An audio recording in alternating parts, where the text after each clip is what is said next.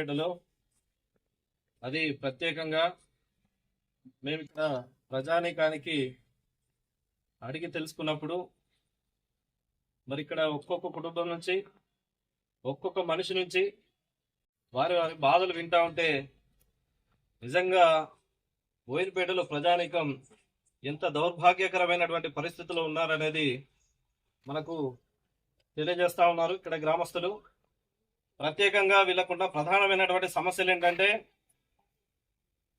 గత సంవత్సరంలో కుంభవృష్టి వర్షాలు పడితే మరి ఆ వర్షాలకు మట్టిల్లున్నటువంటి వీళ్ళ ఇండ్లు పూర్తిగా కూలిపోయి పూర్తిగా శిథిలావస్థలకు చేరుకుంటే మరి ఆ ఇల్లు ఖాళీ చేసుకొని ఇప్పటికి 2 సంవత్సరాలుగా వాళ్ళు చెట్టు కింద టెంట్లు వేసుకున్నటువంటి బతుకుతున్నటువంటి పరిస్థితులు బోయినపేటలో కనిపిస్తున్నాయి.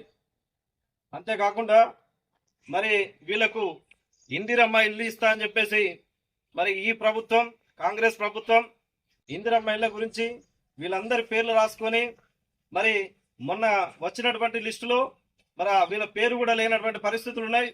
ఎవరైతే జెన్యూన్గా ఇల్లు లేకుండా చెట్ల కింద బతుకుతున్నారో కొంతమంది రూమ్ రెంట్లు తీసుకొని అద్దెంట్లలో బతుకుతున్నారు. మరి వాళ్ళ పేరు లేకుండా ఎందుకు ఈ యొక్క దాపరికాలు చేస్తున్నారని చెప్పేసి నేను ప్రభుత్వాన్ని ప్రశ్నిస్తా ఉన్నా. మరి వీళ్ళ పేర్లు వెంటనే ఆ లిస్టులోకి తీసుకొని రావాలి. ఇలాంటి జెన్యూన్గా ఎవరైతే ఇల్లు లేకుండా ఉన్నారో వాళ్ళకు వెంటనే ఇల్లు శాంక్షన్ చేయాలని చెప్పేసి భారతీయ జనతా పార్టీ నుంచి డిమాండ్ చేస్తా ఉన్నా. అంతేకాకుండా ఈ బోయినపేటలో రోడ్లు దాదాపు ఒక 20 సంవత్సరాల క్రితం ఏర్పాటు చేసినటువంటి రోడ్లు ఉన్నాయి. మరి ఈ రోడ్డు పూర్తిగా శిథిలావస్థకు చేరుకున్నటువంటి పరిస్థితి కనిపిస్తా ఉంది. ఒక 1/2 కిలోమీటర్ పరిధిలోనే దాదాపు 24 స్పీడ్ బ్రేకర్లు గతంలో టీఆర్ఎస్ ప్రభుత్వ హయాంలో ఏదైతే మిషన్ భగీరథ పనులు నడిచినాయో మరి ఆ మిషన్ భగీరథ పనులకు ఈ రోడ్లను తవ్వి పైప్ లైన్లు ఇవ్వడం జరిగింది.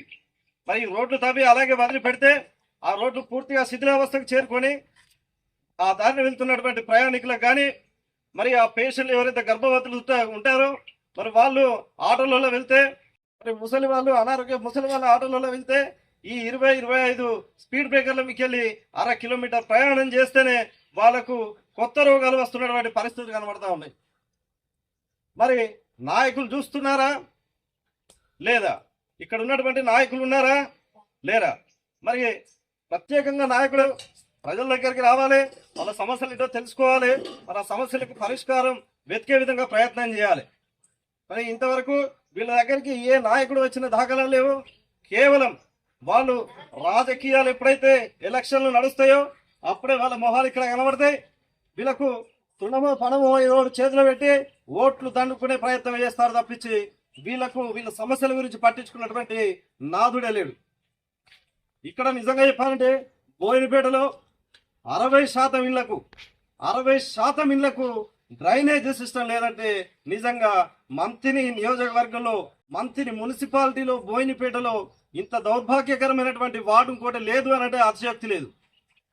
60% ఇళ్లకు దాదాపు ఈ భారతదేశానికి స్వతంత్రం వచ్చి 78 సంవత్సరాలు గడుస్తున్నా ఇప్పటికీ 60% ఇళ్లకు డ్రైనేజ్ సిస్టమ్ లేదంటే నాయకులు ఏం చేస్తున్నారు అనేది ఒక్కసారి మిమ్మల్ని మీరు ప్రశ్నించుకోరి, మీరు ఆత్మవిమర్శ చేసుకోవాలి.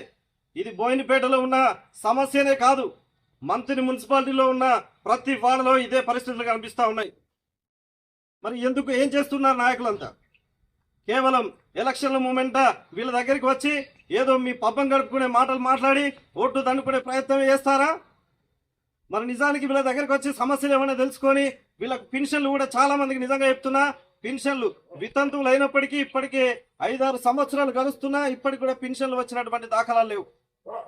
ఇప్పటికి చాలా మంది